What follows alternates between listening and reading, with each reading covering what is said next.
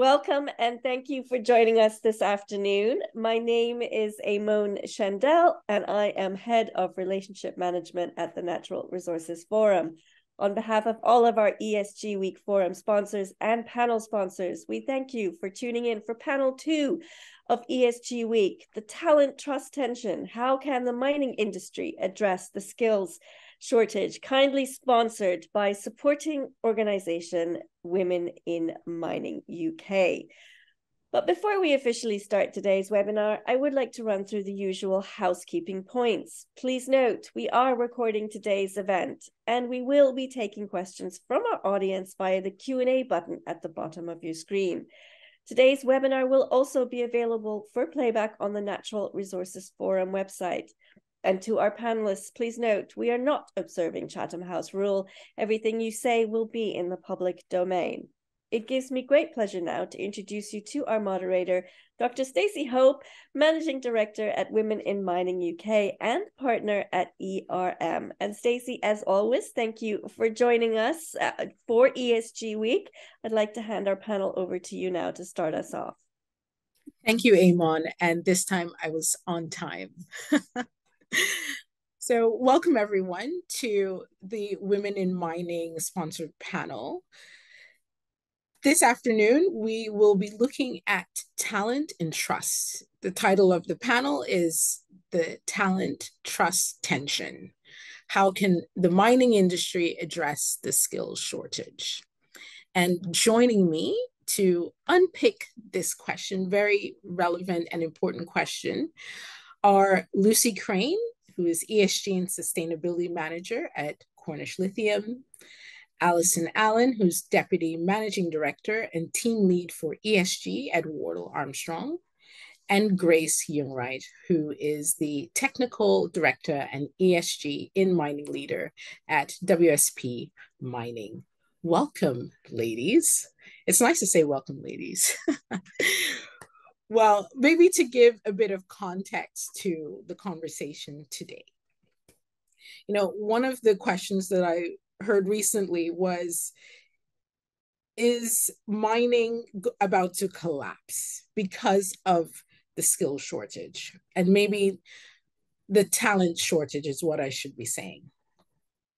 Now, I recently read an article by McKinsey where they found that 71% of mining leaders believed that the talent shortage was stopping them from delivering on production targets and strategic objectives. 86% of those leaders also said it was harder to recruit and retain the talent they needed compared to just 2 years ago. So this is framing where the mining industry is. And we're at this crossroads where we need to ramp up our operations in order to meet the demands of the energy transition. But in order to do that, we need people. Yes, automation is coming and it's coming fast, but we still need people to drive the sector.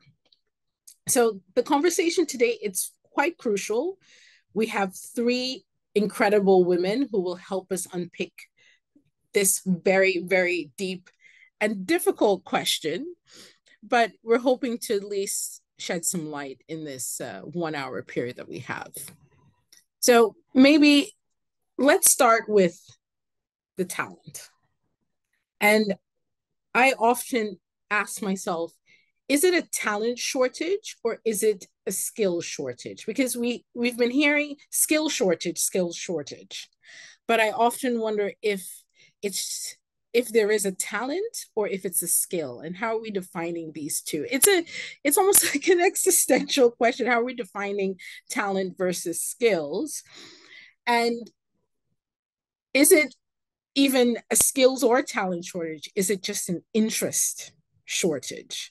So maybe we can start a conversation on what is the shortage. Lucy. Yeah, well, gosh, what an introduction, Stacey, and thanks for inviting me along today.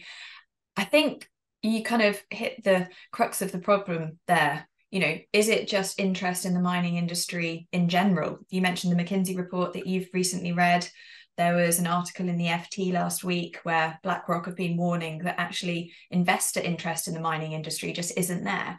And a lot of that boils down to this perception that we're still viewed as an industry that's dirty, polluting, very old school, whereas those of us in the room here know that it can be very different. It can be very different to that, and we're just really dreadful at promoting ourselves.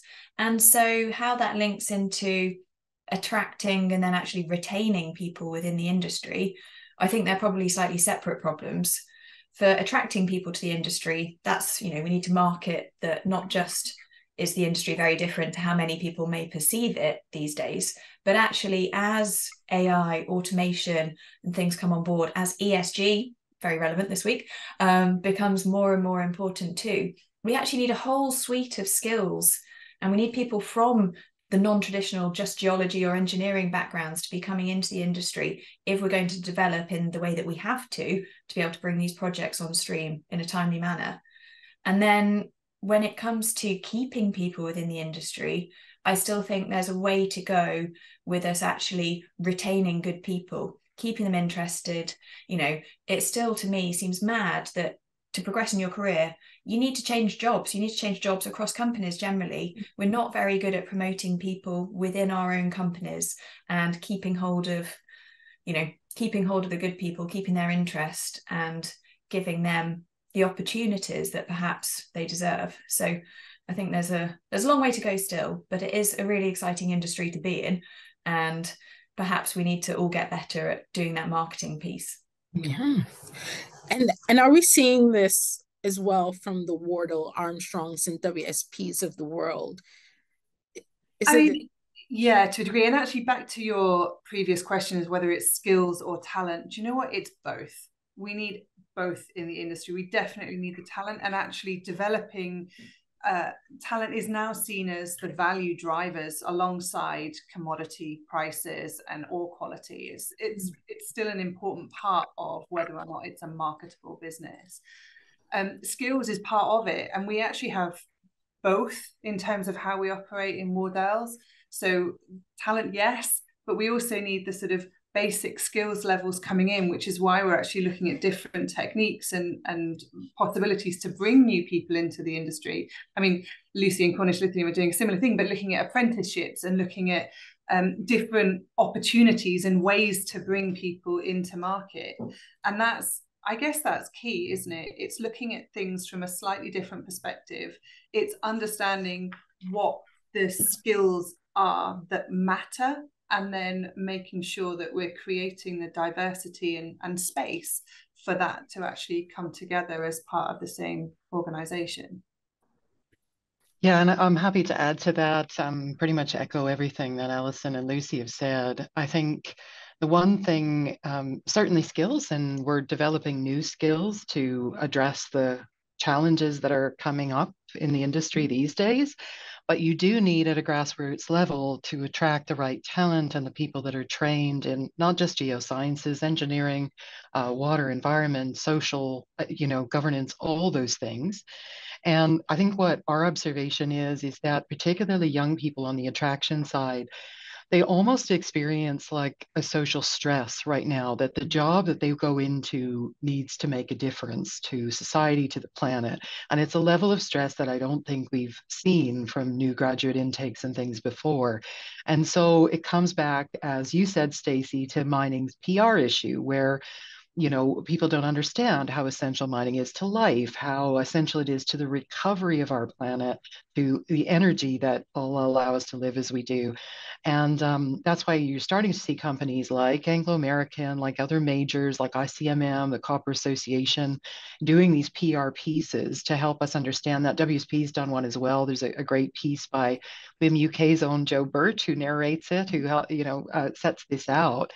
But it's that attraction piece that I think is really a critical issue. And then retention. And I think we'll talk a little bit more about diversity in retention a little later on. So I'll save my comments on that for later, but it's equally important. Absolutely. So I'm agreeing, both skills and talent. Yeah. I always remember a video that Lucy sent to me a while ago. It was showing if we didn't have mining, how the world would collapse. So we went right back to early man and everything was crumbling. Even the books were crumbling, right? Because we need mining to make paper and we need mining to do the bounding of the books, right? So I just thought, this is quite interesting how mining really touches every single aspect of our lives. But we don't market that, we don't show that. So you don't know what you don't see. And for this new generation, they're not thinking about how mining connects to everything, especially now that we have our phones, where we're tweeting all of our political activism and social activism. That phone requires mining. So I guess, what is the PR marketing strategy? Not for this group, but we need to really engage more innovative and creative ways of doing that to reach the right people. I think it's important to just jump in here and recognize Lucy Crane for the wonderful piece that she did, her TED talk on just that, which is one that I point a lot of people to, Lucy, regularly. So if anyone listening hasn't listened to that one yet, please do check it out. Absolutely. Amon, if you have it, I definitely recommend you share it with everyone. But I'm sure we have all seen it. If we haven't, where have you been? But continuing then, you all made some really interesting questions. And I think it was Alison who said, we're using different techniques to bring young people in. And you reference apprenticeships. But it'll be interesting to hear what we are all doing to try and bring more young people in, how we're trying to capture their interests, because that will kind of shed some light as to what others can do. Yeah, definitely. So from our perspective, it's about building that talent pipeline. It's understanding where is the next generation going to come from. And so alongside a number of other different organizations in Cornwall, including Cornish Lithium, but a number of different organizations, we're looking at schools and how, there's organizations like Minerals Matter and STEM and different groups that we're working with to really help equip and enthuse teachers, but also get a better understanding of what mining really means today.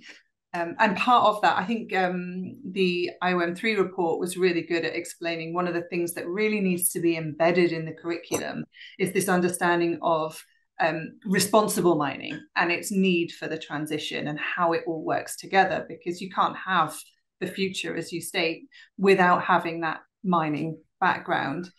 So yeah, there's quite a lot that's going on in the background, partly to just create that interest in the industry. But it does have challenges. We really need kids going through school to have an understanding of geology, but we don't have geology on many different curriculums anymore. So there's a certain amount of government intervention that is needed, and therefore liaising with government is going to be really key to actually getting this back on the agenda and making sure that the future is there. And I mentioned apprenticeship. One of the reasons that we are going down that route is the fact that there is now only one school left in the UK. And in terms of mining engineering, the last undergraduates graduated this year. They have opened up the apprenticeship scheme, but it's very challenging for anyone that is not an operating and underground mine. So it doesn't help most of the industry.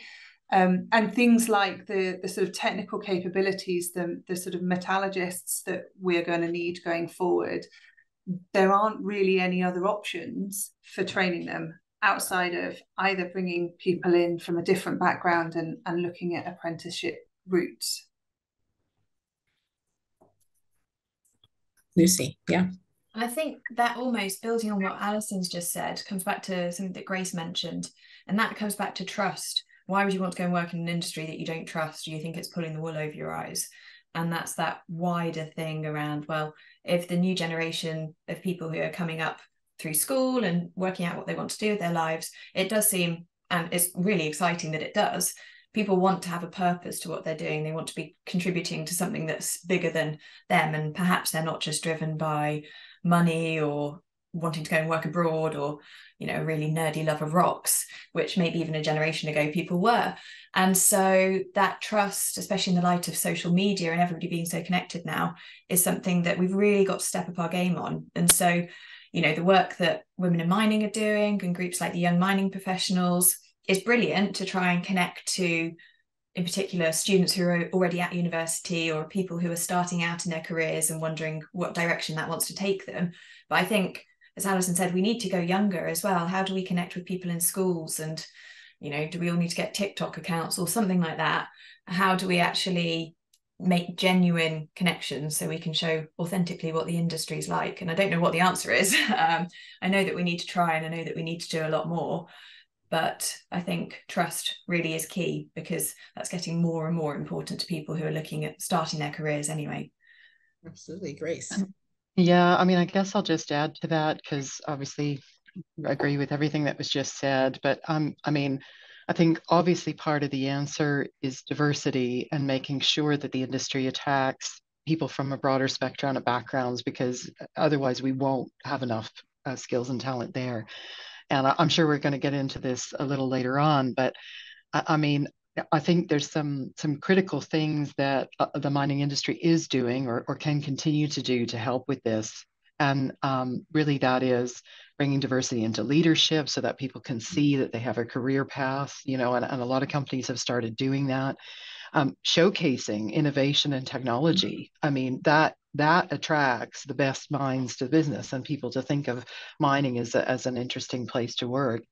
And the other thing that I think no one likes to talk about is managing the demands of mining work, which traditionally has involved maybe rotations or fly in, fly out things. I mean, it is really important to get boots on the ground. It's exceptionally important when people are learning the industry. But you know, that is a huge challenge, and it's often why people leave the industry mid-career. And I think I'll just share a couple of thoughts on what might the industry might be able to do there. And that is obviously innovation and technology, which means people don't need to be on site as much as they used to. But making sure that flexible rotations, if you have to do rotations, are worked in. So what we've noticed is that shortening rotations so that people come and go more frequently and can come back to their home base more frequently makes a difference. But the traditional model was someone went to site for maybe 6 weeks and someone else took care of their family and their life. That's not appropriate for most people anymore. So shortening those rotations, or where you might have a 2-person cross shift, you introduce a third person. It's a 3-person cross shift. So if something in your life comes up, there's someone else who can take over for you. And normalizing that flexible working across both genders, across all the people working, is a way that we can make it more attractive for people to come in.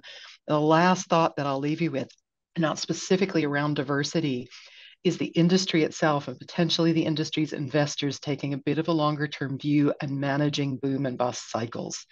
Because a lot of people will have a memory of someone in their past where they were working in mining and there was a 5-year period where they couldn't find a job. And what I'll say is most of the industry managed to get through the pandemic recently, so they did it well in that period. So it is possible. So I think if we have that history and we can show people, demonstrate that the industry can better manage boom and bust cycles, that'll put us a huge step forward. So sorry, there was a lot of content there, but I felt like it was followed from what was said. Yeah, and fantastic way to even think through how we as an industry think about diversity, equity, and inclusion. We often focus on gender, we focus on ethnicity. We don't usually focus on economic wealth quintiles. So we're talking about schools, we're talking about diversity, but we don't often think about where those schools are. So which schools have access to which resources? You know, my son's school might call me in to do a presentation, but that means my son's school gets that, not the school further down the road in a different economic wealth quintile. So we also need to think about how we as an industry can open up diversity, equity, and inclusion to include other marginalized groups that we might not have thought of. So yes, there were lots of beautiful nuggets in there, but you've also had me thinking, Grace, about how we as an industry need to define DE&I. And maybe let's continue with the trust. And sorry, Lucy, did you have something to add? Just very quickly, and I suppose this is where it becomes difficult, is it's great to talk about this. And, I think in the mining industry, we've got our own little echo chamber where there's groups such as Women in Mining, and we're very good at pointing this out.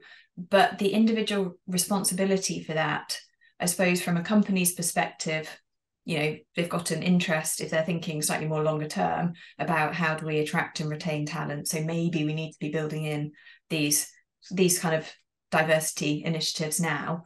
But as for kind of going into schools, and that's arguably taking a very long-term view for your business. So a lot of companies probably don't see that as core to what they're doing. It's a nice to have, but perhaps is that where we need more involvement from government and different parts around, who actually drives that forward? And then as I started saying that, I've now seen that somebody's asked a question about that as well. So I didn't mean to steal your question. Yeah, I don't know what the answer is. Great minds then. But sorry. Oh, Alison, sorry. No. I was just going to say, following on from Lucy, in terms of the government side of things, because we do need to have a greater seat at that table, because mining has been pushed aside. And if you look at mining in the UK and where it's going, I mean, just in Cornwall, even ignoring the rest of the UK, just where I'm sat, the potential in the next 10 years is another 1,000 jobs in the mining industry in Cornwall. And that's just with, 2 or 3 additional potential projects coming online. Now that's huge. That's a huge number of jobs that's going to cross an entire wealth of different engineering and environmental and, even HR, every background. And the fact that, we've got the Green Jobs Task Force, is mining represented and in that Green Jobs Task Force. And that mineral supply chain and critical minerals especially are absolutely key. They underpin the entire net zero agenda. So how are we moving forward to actually make sure that we're getting, and yeah, sorry, I'm not part of that task force. I know Tata Steel is as a sort of part of the mining industry, but I don't believe we're represented in that space at all. And maybe this goes back to Lucy's question or forget Lucy's question. Let's look at Eugenia's question. I'm going to do things differently since Eugenia's question is quite relevant to what we're talking about now. So Eugenia asked, moving conversation from how to who. This panel nicely unpicked what and how the mining industry needs to change and or evolve. But who is best placed to make the change starting from now, from yesterday, even better? Great, Eugenia. Who is taking that action and who's leading the way? And yeah, Grace. I mean, I don't have the answer, but I have some thoughts, obviously. So my thought is that anytime you have a significant change like this, which is a huge shift, it needs action at multiple levels. It needs action through government, it needs action from individual companies, it needs action from owners, it needs action from individuals. And so I guess I would challenge anyone who's passionate about this subject who isn't already doing it to do whatever form of outreach they can. And that's a nice thing to say. But if you sit in a company that currently services mining, go talk to your managers and see if there's anything that makes sense for your group to do alongside your other activities. A little bit of outreach really doesn't cost a lot. And then obviously we need some government intervention. I think that's the only thing that's going to make a step change. Personally, I have seen it. It has worked in other countries that are investing in mining, where they've invested in training in mining. And so I think the UK should seriously think about its future. And as you say, about its security, it's not just jobs, it's the critical minerals supply, it's the upskilling, it's the energy that comes out of all of that. It's the feed for industrial processes and other manufacturing that the UK does. So I think it would be a mistake for those in government to ignore this. Absolutely. And ultimately, there needs to be a convening body. So maybe the question is, who is the convener? Or who is rightfully placed to be the convener? Is it a government? Is it NGO? Lucy, what are your thoughts? Oh, thoughts. So the Critical Minerals Association in the UK have been quite good at bringing together the kind of metals industry and trying to drive this forward, because I think part of the challenge we have is that everybody agrees it's a great idea. And then you've got groups such as Women in Mining and Young Mining Professionals. We've got outreach teams there.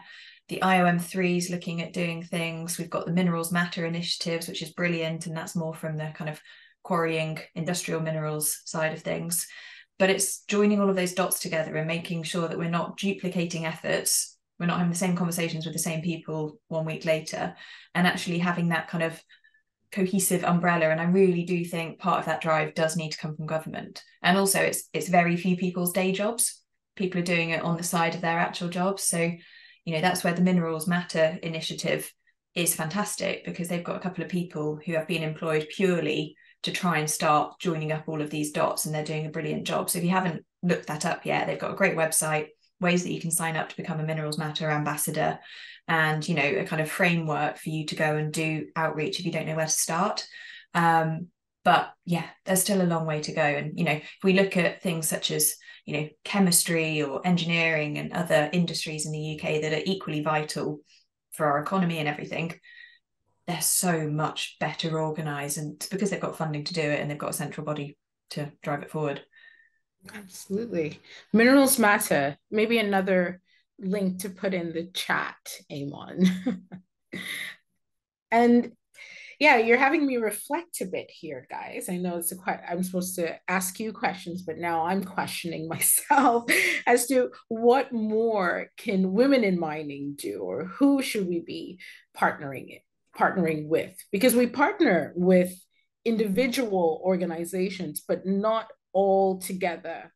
And maybe that's where we've been missing a trick, right? We partner with YMP, with Young Mining Professionals, with IOM3, with our school program or school competition. So we're also going in at a much younger stage. But how are we connecting all the dots? We haven't actually been doing so. So there's something in that. Yeah. Is there, again, this is thinking out loud, which is always dangerous. Is there something along the lines of, okay, it's great when you've got big companies such as, WSP's massive, Wardell's pretty big. But for smaller companies who a lot of people are employed with, having that kind of blueprint as to, okay, how do we actually retain and develop the staff that we've got? Is there a way that maybe Women in Mining can help develop a template for that? I know it's different across every company, and I know everything's different, but the thing that's pertinent to me at the moment is I'm on maternity leave, and I'm the first person to go on maternity leave in my company, and I'm now doing it for the second time, and I'm still the first person to go on maternity leave in my company. And there's a lot we've learned as part of that process, but how to manage big life things that arguably do affect women at the moment, because you're the one often having the baby. Is it that we can set a template for actually shared parental leave? Is there a way that we can push that across the industry? Because actually shared parental leave and equality in men having the same leave as their partners when a baby's born actually then drives more equality, arguably. So, is there something around that and thinking outside the box that we can perhaps promote? Can I jump in on that one, Lucy? It's a really good point. I as well was the first maternity leave in our UK WSP mining team, so I went through that process. And a number of us put together, even when you're at a big company, sometimes it's down to individual managers and stuff who manage things. So we put together a bit of a guidance on return to work and supporting people as they return back, because I, as well as you, probably found it was more challenging than I expected in an industry that's moving quickly. And I think it would be in our interest to share those learnings more broadly. And I don't think that any company would really have an issue with some of the core ideas. So I think that's something that Women in Mining maybe could take the lead on and engage a few companies and what their programs are, and boiling it down to some a few standard steps that everyone could take that would really help. I know there are other teams and individuals that in the past have offered services on diversity retention in a similar way, and it was down to like a bit of a simple, these are the 5 steps to think about. And so I think that would be hugely helpful. It's a great idea. Absolutely. You've just given us an idea for our next research project. But we're doing something quite similar in terms of capturing good practices across the industry around retention of women. And we're hoping to see examples like this. And then maybe we can expand that. I think it's a great idea. I love that this has become also brainstorming for Women in Mining UK. Wonderful. You're all a part of it. Now, maybe going back to trust and the level of distrust that seems to be emanating globally when it comes to not just mining, but the natural resources industries as a whole. We talked about branding. Well, we talked about visibility and how we market ourselves, but we are seeing mining companies rebrand, right? We hear mining companies talk about, mining the value chain and bringing social value to communities. We're hearing the language and the nomenclature change. But ultimately, are we doing enough? Are we, I don't want to put mining companies on the spot, but maybe Lucy, because you are the mining company in the group, what are you doing to build trust around Cornwall? Is there a trust building exercise that you think the Cornish Lithium is actually doing to address this? Yeah, absolutely. And it's like trust is absolutely everything, and it's an ongoing discussion forum with the communities where our projects are, and it comes on many different layers, really. You've got specific stakeholder engagement activities around project development, but then there's also kind of people recognizing Cornish Lithium as a brand and kind of coming to that understanding of what we're doing. And I think a lot of people, hopefully in Cornwall, have an impression that we're trying to do mining very differently to how it was done in the past. When we were having our discussion just before we went live, we all pointed out Alison's brilliant background, which is actually the Wheel Jane tailings dam. And Cornwall is a post-industrial mining landscape, and there's a legacy that comes with that, and people kind of have a vision of what the mining industry is, whereas actually the mining industry of the future, or today, looks very different to how people might imagine it. And so we have to kind of bring people along on that journey with us as to, okay, no, it's going to look different, but we also need to make sure that people actually trust us as a partner to try and deliver this. And perhaps it's different to quite a lot of projects in that we all live and work in this community. It's not like we're flying in and then going back to our lives. This is where we live, so arguably we have a more vested interest. But it's a really difficult thing to pin down, I think, trust, because it's one of those things, isn't it? It's intangible, but when you've got it and when you haven't. And so it's just through going out, making sure that people can put faces to the company, making sure that there are channels of dialogue so they know how to contact us if they've got any queries or concerns. I mean, Chinese whispers are always a thing. Somebody hears something in the pub, and by the time it comes back to you, you're like, whoa, no, we never said we were going to do that. So it's just making sure that we are open and transparent in what we're doing. We've got nothing to hide. We're obviously not perfect, nobody is, but as our projects develop, it's just becoming more and more important that we are getting that stakeholder engagement right. But then kind of layered on top of that is our corporate communications and building up a understanding of who we are as a company as well. Absolutely. And you just referenced Alison's view in the back, and right before the call it's like, well, where are you? And I'll ask Alison to actually explain where she is. Where I am. Well, yeah. not in my office, but The office is actually at the old Will Jane mine site here in Cornwall, which is, as Lucy said, it's a post-mining regeneration where we're now an earth science park. We've got quite big offices here, main at the head office. We've also got our process laboratory further down, which are the old mine buildings further down on the site. But what's amazing about this site is that it's developed into so many different things. So we've got the first solar farm that was permitted in the UK just here outside the window, and that's part of the old mining regeneration area. There's all sorts of laboratories and different companies that are now on site, and all part of the sort of post-mining heritage, but also the future of mining in Cornwall. So we've got process laboratories. There are people who are specialising in tailings and paste tailings design. There's mining investigation teams on site. There's obviously the renewable energy, but there's also the Environment Agency remediation plant for this tailings dam post a pollution incident back in the late 90s, which has changed the face of mining legislation in the UK, this site. It's quite a fascinating story, and quite a fascinating story of regeneration as well. Grace. Yeah, that's great. I'll just jump in with a couple of final comments on that one as well. Thanks for explaining the site there, Alison. It is actually really, really great to see that in the UK, a place that potentially maybe people could visit, which is fantastic.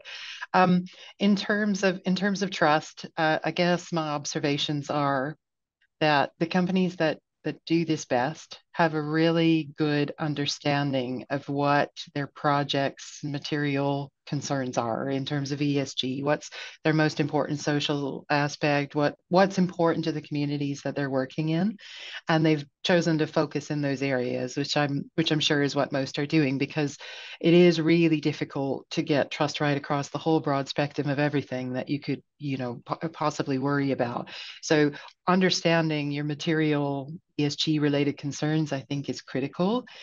The other thing that I guess it's a comment, and I'm not sure how we do this, but the industry and the investors and the stakeholders need to give the industry a little bit of leeway in terms of freedom to fail, because there's a lot of technological solutions to some of the problems that will make a big difference. But what you want is the transparency for companies to say, I gave this a really good try, but it didn't quite work out, and not then, I guess, be hit over the head for that. Because the only way we're going to advance in some of these critical areas around innovation and things that need to happen to build back trust is to have a little bit of leeway and freedom to fail. And I think the best way to do that is just to be totally transparent through your process with your stakeholders. But, that's also scary for someone embarking on something new. So it's a little bit of give and take. I think that has to happen. It's quite interesting to hear, the phrase, give mining companies leeway to fail. I feel as though I know how it sounds. On that, right? Because if I think of communities, when mining companies do fail, oftentimes it's quite detrimental to the communities themselves. So failure in mining often is equated with destruction and oftentimes death. So how do we also build in a certain level of forecasting for severity into our transparency? I think that's something that's often missed in mining, where we're transparent up to a point, but beyond that, we don't want to put anything else out into the atmosphere for fear of complete backlash. There goes our permitting, there goes community trust, there goes all that work we've done. So I feel like that is... Yeah, no, I totally take your point, and let me just clarify. Failure in terms of loss of life or damage in that way is definitely not acceptable. But I guess what I meant was maybe not quite reaching your target, or it taking longer, or this technology wasn't as efficient as it would be. So I think it has to be relevant, and it has to be proportional to the level of risk. And you highlighted a key point there, is understanding the level of risk, forecasting that, and I think relating that to your material concerns is really important. So, yeah, good point. No, but great point. 2 points. And maybe going back to, and also tying in the community point that you made, Grace, to Alison going over, how the regenerative project has been going. We don't often market that. We don't advertise that. A lot of the wider community thinks mining is just about the activity of mining. We don't talk about the entire life cycle of a mine, and we don't talk about all of the key skill sets that go into the mine closure aspect of it. So we just need to really ensure, I love this. This is a proper women in mining panel. Yes. I love it. So it will be great, Alison, to maybe unpick some of the talent that you have. Wow, okay. Sorry, I said that. How are you bringing communities into the project? Are they, what's their reaction to what you're doing on site? So this isn't a Wardell Armstrong project. I should probably point that out. Will Jane Earth Science Park run it, and it's run by a company called Brownfield Investments. But what are people's, I don't know, do you know what, it's really quite fascinating. So Bernie, who started with a lot of these things, he works with Lucy on the Cornish Chamber of Mines, which is another organisation in Cornwall that does do a lot of outreach programmes, but also starts to think about how to engage with communities and people understanding what the sort of past mining legacy is. And Lucy, you remember the name of it better than I will, but the mining man, the kind of construction man that was going around Cornwall for a long time, it's the most amazing art piece of this kind of mining structured being that was then a sort of puppet that was then taken around the towns and cities of Cornwall. And it creates a huge amount of interest and understanding in terms of past mining. But actually, I think Cornwall really does accept its heritage quite well. And part of that is understanding the future and thinking that it's a real positive, because there's a fair amount of deprivation and trying to understand where this, a man engine, thanks Lucy, that's what it was called. Yeah, so it's quite important, but I think it's almost like taking a step beyond that. I feel like it's not just the fact that mining has got this bad reputation. I think that we're just not advertising it well.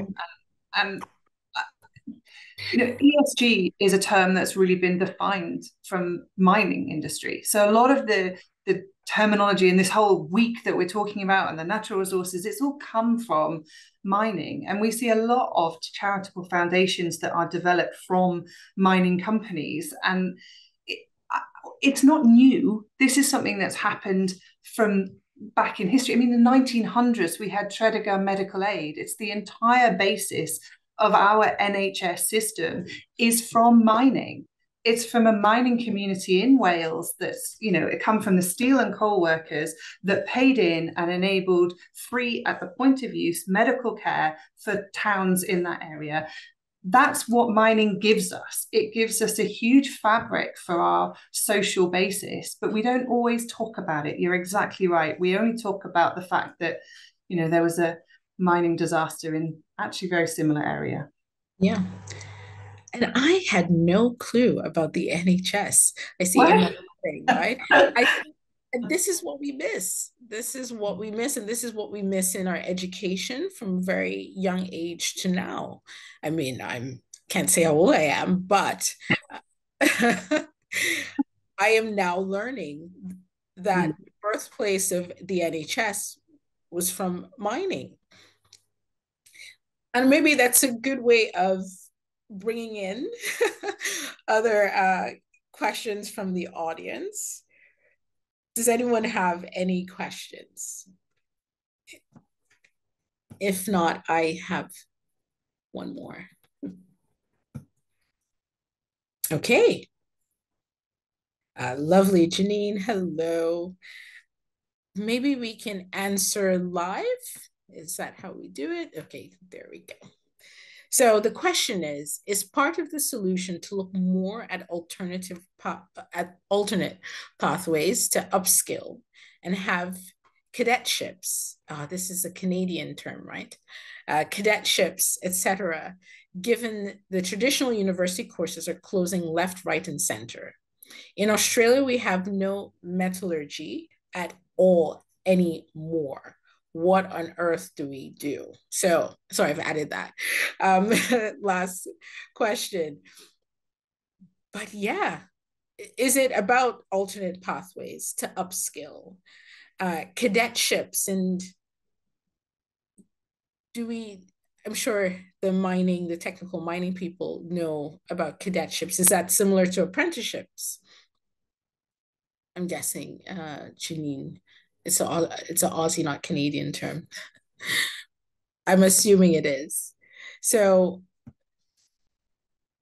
is it about alternate pathways, or is it also about strengthening the current pathways, bringing people back into traditional and also alternate pathways? Because Lucy, Alison. Yeah, I think it's a bit of both. So things such as, core university courses such as learning how to be a metallurgist, learning how to be a mining engineer, I think there really needs to be a place for those. But looking at how many universities in the UK, at least, are run like businesses now, obviously they can't justify putting on a course if nobody's applying for it. And so that comes back to that whole, how do we let people know what the industry is, advertise what roles are available, and engender trust? And, this is a good career to go into. You can make a material difference. But then, yeah, as an industry, we're going to have to muddle through for the next few years. So I'm not entirely sure what a cadetship is, actually, but it sounds great. I'm going to Google it. But I assume it must be kind of being trained up on the job and working with people who've got that experience and bringing you up to a level where, you are a qualified or equivalent to a qualified metallurgist, if that's the example that we're going for. But I think that comes back to one of our original points, that who's actually driving this forward then? Whose responsibility is it? We probably need someone in central government to say, okay, we recognise that these skills are going to be very important to an industry that is critical to our economy. We will subsidise those places. Let's put scholarships in place. Women in mining are doing a brilliant job at supporting master's students to get into technical mining careers. But we need to see far more of that, because that makes it appealing all of a sudden. If you don't have to pay your university fees, or you can get an apprenticeship or a guaranteed job afterwards, then maybe we need to look at different mechanisms for working with universities to bring these kind of vital courses back on stream. It also helps with economic diversity as well, if there's the funding streams available. And that's the other reason that looking at things like the apprenticeships, whether that's akin to a cadetship, I'm not sure, but the apprenticeships is so key, because you do bring in different people to join those courses that we wouldn't normally have access to if you're only going to take on master's graduates. So yeah, both is definitely key. Absolutely. And there is a bit more clarity. Thank you, Janine, for appreciating my creative license. But it is like an apprenticeship. It's doing a trade and then on-the-job learning, which I think sounds like our definition of an apprenticeship. It's yeah, great question, Janine. Thank you so much. Maybe I was going to can I add one point, Stacy? Just that I just echo, if there's someone from government, I think really does have to take the lead role on this, because the UK is going to lose out. Other governments in other countries have taken a stronger position, and what it means is, it's great for diversity is in getting people trained from other regions, but it means that the UK and actually probably Europe will lose out. So it is critically important that there's some focus on this. So as much as we can get behind the existing lobbies, or maybe try to make an appointment directly with the minister I would encourage that. I'm happy to go to that appointment and try to get bend their ear, but we do need some action in the UK. So what I'm hearing, Grace, is after this, the four of us and Amon will go to Minister Ghani and have a chat. Okay, you heard it here. Sorry, Alison.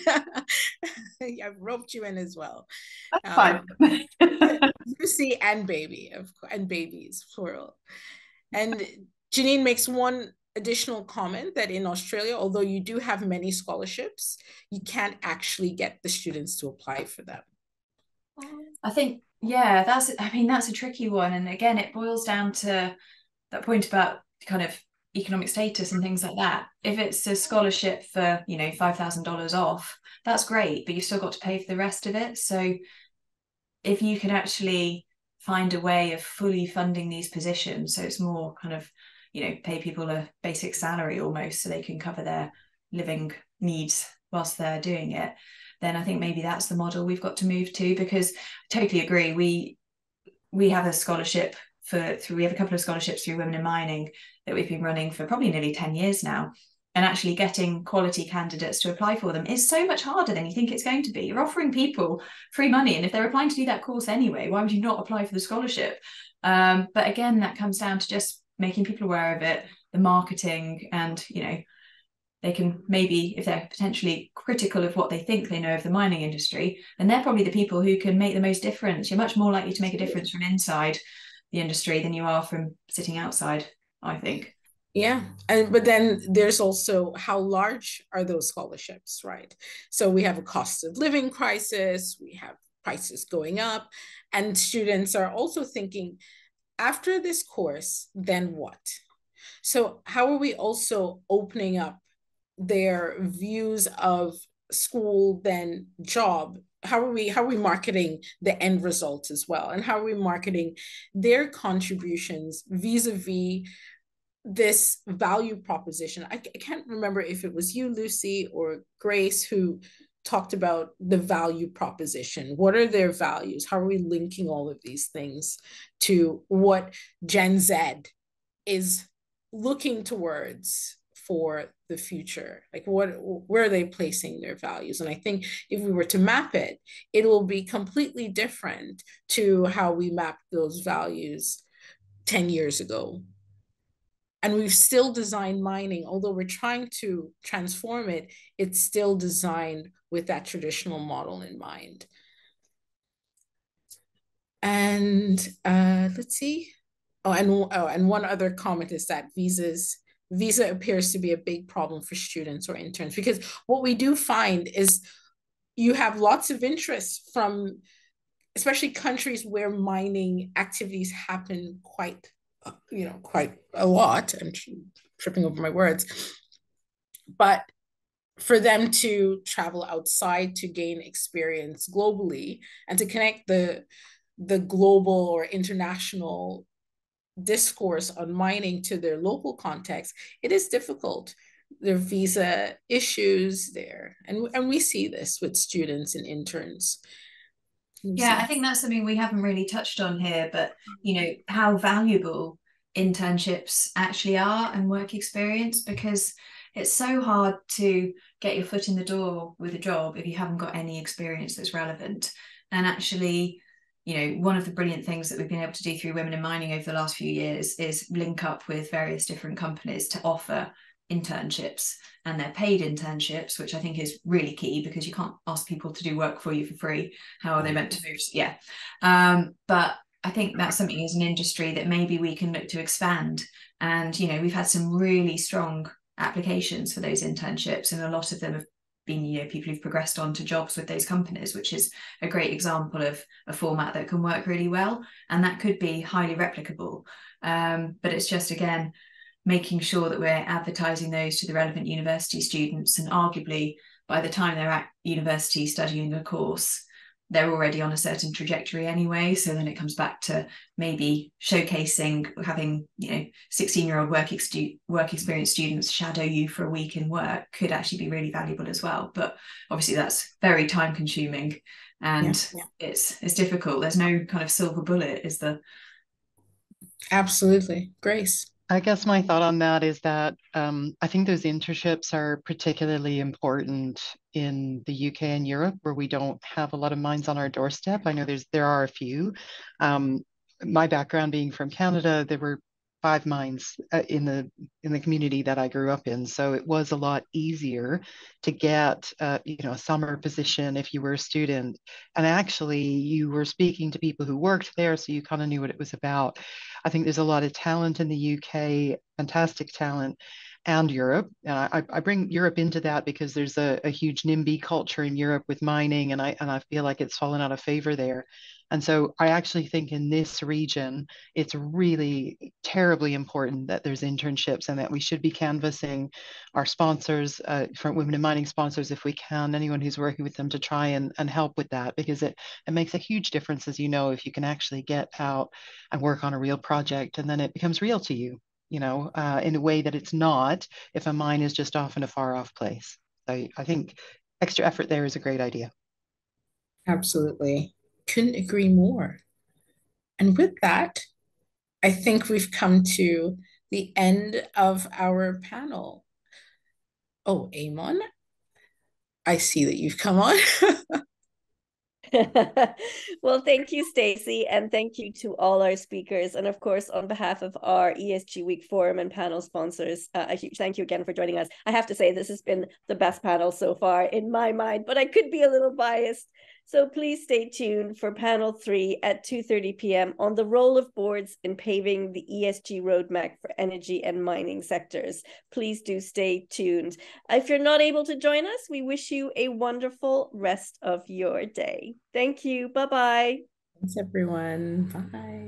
Bye.